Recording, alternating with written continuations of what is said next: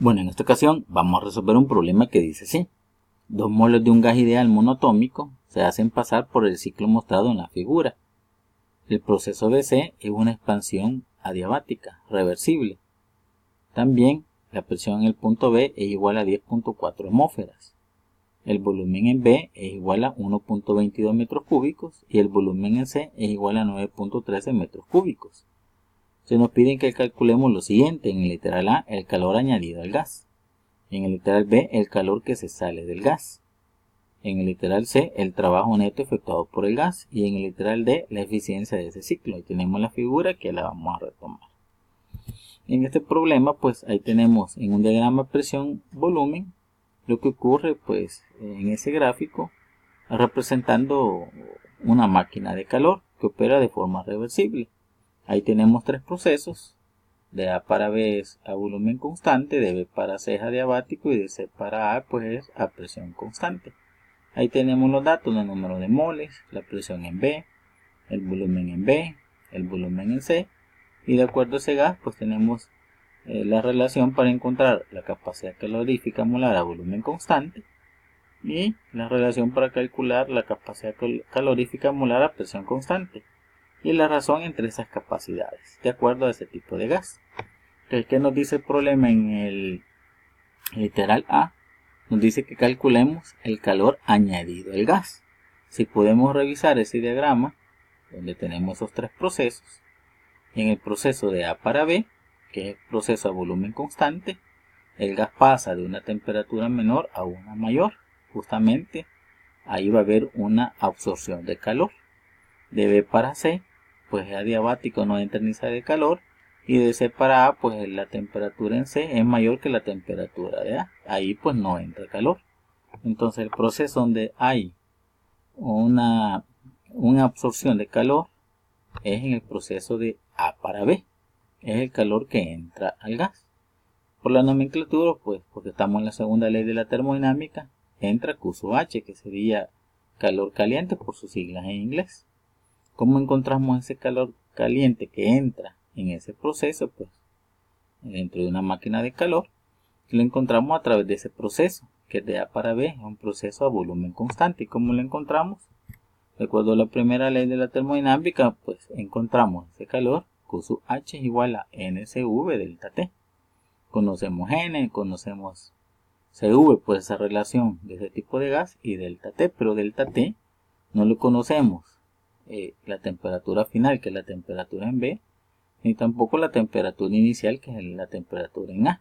Entonces, para encontrar y responder a ese literal, nos falta pues identificar, más bien dicho, encontrar la temperatura en B y la temperatura en A, pero no la conocemos. Entonces, ¿dónde vamos a encontrar esas temperaturas? Para ello vamos a irnos al siguiente proceso, el proceso pues de B para C, que es un proceso adiabático.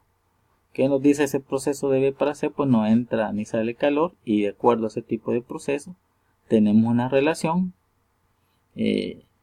valga la redundancia, pues que nos relaciona la presión y el volumen. Como vamos de B para C, esa relación es la siguiente: presión por volumen elevado a la gamma es igual a una constante, y aquí tomamos los puntos de ese proceso de B para C. La presión en B por el volumen en B elevado a la gamma es igual a la presión en C por el volumen en C elevado a la gamma. Conocemos la presión y el volumen en B, gamma también. Conocemos el volumen en C, y aquí vamos a encontrar la presión en C, que nos va a servir para encontrar las temperaturas que nos faltan. Para responder por literal A, al despejar la presión en el punto C nos quedaría así. Conocemos todos los datos, los vamos a sustituir, quedándonos así. No sin antes por recordar que aquí hemos hecho un cambio, una conversión. Teníamos la presión en B de 10.4 atmósferas, y aquí las pasamos a pascales.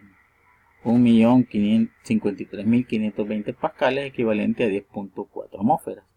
Aquí la sustituimos, la presión en B por el volumen en B, 1.22 metros cúbicos elevado a la gamma, 1.67. Todo eso pues dividido entre el volumen en C elevado a la gamma, 9.13 metros cúbicos elevado a 1.67. Al hacer la operación, nos tiene que dar que la presión en el punto C es igual a 36.549.17 pascales. Ya encontramos la presión que existe en el punto C.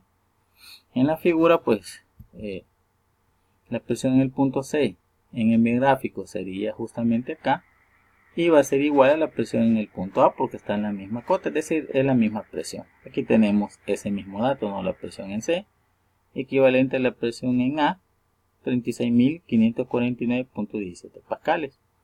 Ya encontramos la presión en el punto C. Y nos vamos a ir a la ecuación de los gases ideales para encontrar tanto la temperatura en B como en la de A para responder al literal A. Ahí tenemos que presión por volumen es igual a N de T, a la ecuación de los gases ideales, y el subíndice B porque se refiere a ese punto. Conocemos presión volumen en B, NR, pues aquí vamos a despejar la temperatura en B para conocer pues la temperatura final en ese proceso. Al despejar nos quedaría así: la temperatura en B es igual a presión en B por volumen en B entre NR. Al sustituir nos quedaría así: la temperatura en B es igual, la presión en el punto B, que aquí lo tenemos por la conversión que hicimos de atmósfera a pascales, por el volumen en B, 1.22 metros cúbicos, sobre el número de moles, que son 2, por la constante de los gases ideales en el sistema internacional, 8.314 joules sobre mol por grado Kelvin. Al hacer la operación, nos tiene que dar que la temperatura final, es decir, la temperatura en B en ese proceso, es igual a 77.297 Kelvin. Ya tenemos la temperatura final. Vamos a hacer lo mismo para encontrar la temperatura final, es decir, la temperatura en A. Aquí está todo ese proceso, utilizando la ecuación de los gases ideales, pero ahora para el punto A, despejando la temperatura en A, nos quedaría presión en A por volumen en A entre NR.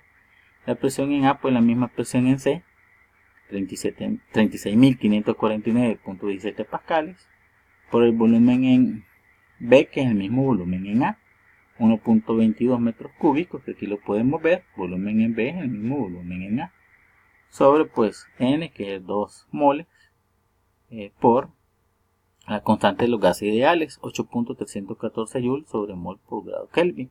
Al hacer la operación va a dar que la temperatura en A es igual a 2681.6 Kelvin.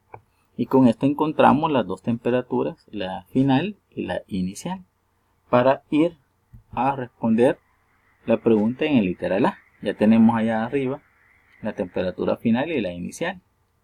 Al sustituir en esa expresión que QH, calor que entra al gas, es igual a NSV delta T, temperatura final sería temperatura en B, más temperatura inicial, temperatura en A. Al sustituir nos quedaría de esta forma que QH, o calor añadido al gas, es igual a N, 2 moles, por CV, aquí tenemos la relación, 3 medios del gas ideal, aquí está la constante de esos gases ideales, por el cambio de temperatura, temperatura en B, menos temperatura en A, en grados Kelvin.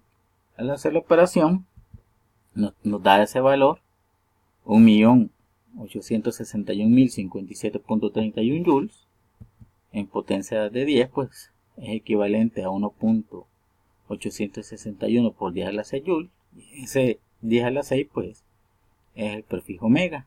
Entonces el calor que entra al gas es igual a 1.861 megajoules. Con esto respondimos al literal A. Vamos a ver qué nos dice el literal B. El literal B nos pide el calor que sale del gas. ¿Qué pasa en el proceso de B para C? No entra ni sale calor, entonces el calor que sale del gas en el proceso de C para A. Ese proceso es a presión constante. ¿Cómo encontramos ese calor? Que le llamamos por sus siglas en inglés Q sub C, es igual a NSP delta T. Ya conocemos la temperatura en A, que es la final en ese proceso, pero no conocemos la temperatura en C. ¿Cómo encontramos la temperatura en C? A través de la ecuación de los gases ideales. Presión en C, volumen en C es igual a N de T en el punto C.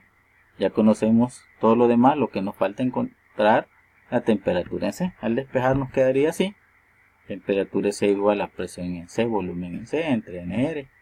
Ya conocemos esos datos, aquí los vamos a sustituir. La temperatura en C es igual a presión en C, que es la misma presión en A, 36.549.17 1 pascal o 17 pascales, ahí está, faltó el 7, por el volumen en C, pero ahí lo podemos corregir. Volumen en C, que es el mismo volumen que tenemos acá, de 9.13 metros cúbicos, sobre N, que es 2 moles, por la ecuación de la constante de los gases ideales. Al hacer la operación, nos tiene que dar que la temperatura en C es equivalente a 20.068.16 Kelvin. Aquí encontramos la temperatura en C.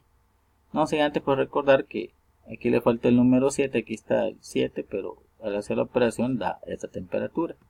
Como ya encontramos la temperatura en C, nos vamos otra vez a la expresión para encontrar el calor que sale del gas, porque ya conocemos la temperatura final, que es en A, y la temperatura inicial, que es en el punto C. Al sustituir nos quedaría que el calor que sale del gas es igual a NCP delta T. Al sustituir los datos nos quedaría que C es igual a N, que es 2 moles, por CP, que aquí lo tenemos, que es 5 medios de R, 5 medios por R, que ahí está 8.314 joules sobre mol por grado Kelvin, por la diferencia de temperatura en A, que es 2681.6, menos la temperatura en C, que la acabamos de encontrar acá, 20.068.16 Kelvin. Al hacer la operación, nos va a dar como resultado que el calor que sale del gas es equivalente a menos 722.759.3 joules. Al pasarlo a potencia de 10, nos quedaría menos 7.23 por 10 a la 5 joules, o equivalente a menos 0.723 por 10 a la 6 joules, con el prefijo pues mega, pues Q sub C sería menos 0.723 megajoules. Con esto contestamos el literal B. Vamos ahora a contestar el literal C. ¿Qué nos dice el literal C? Que calculemos el trabajo neto efectuado por el gas. ¿Cómo encontramos ese trabajo? A través de esta expresión. El trabajo neto es igual al valor absoluto del calor que entra al sistema menos el calor que sale del sistema en valor absoluto, porque ya sabemos que ese calor es negativo.